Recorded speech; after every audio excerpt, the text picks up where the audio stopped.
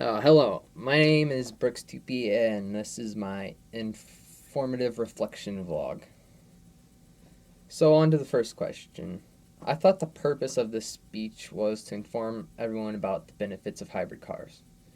And in doing so, I informed about how hybrid cars are effective against saving the environment, how the hybrid cars save people money, and how their quiet engine is causing accidents. On to the next question. I felt pretty good going into this speech. I felt I had a pretty good understanding about my information and I made a pretty good presentation. But I was a little confused about how to record the audio over the PowerPoint. But I was able to figure that out after some research and it was actually quite easy. And next is speaker ethos. And that was a little difficult to do because the speech was not done with video or an audience. But I did try my best to use the ethos in my voice and incorporate them somehow.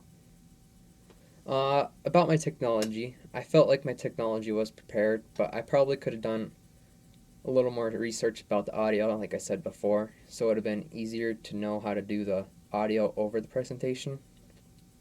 While creating this PowerPoint, I kept in mind not to go over that 6 words per sentence, and I felt like that was a good rule to go by because it helps you not just read from the PowerPoint and makes you prepare for your presentation because you got to know like a lot about your subject.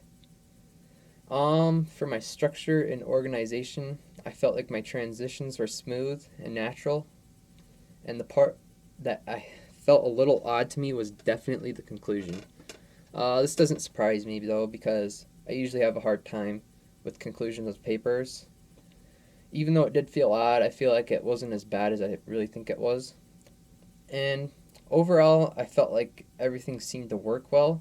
The one thing that didn't work was, well, it didn't work that well, but was when I listened to my presentation, whenever I changed slides, the audio seemed to get a little quiet. And that's not really that big of a problem, but one thing I could have done to fix this is to done like a practice run and then listen to it and to see something like that happens, and I could have changed it. And a learning experience I can connect to the book is on page 23. And this is where it talks about balancing emotion and logic. I thought it was very important for this speech since you are trying not to push one side or the other, but just to inform. So I felt like that was important, not to try to be persuasive in one side or the other.